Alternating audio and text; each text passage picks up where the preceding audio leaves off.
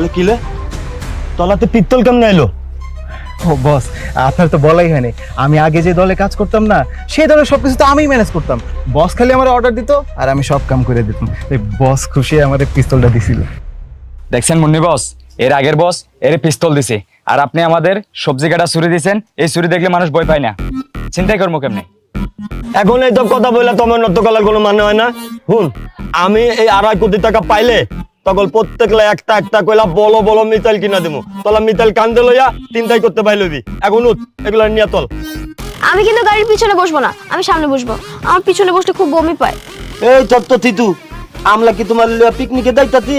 হ্যাঁ, তোমার আমলা কিডন্যাপ করতি। কিডন্যাপ করলে এরকম কষ্ট হয়, এত বেদি বেদি কষ্ট হয় কে? আমলে দেখে তোমার ভয় লাগে নাই? না, আমি সামনেই বসবো। এই, আমি বদ না তুমি বদ? আমি যেটা কোনো সেইটাই হইব। না, আমি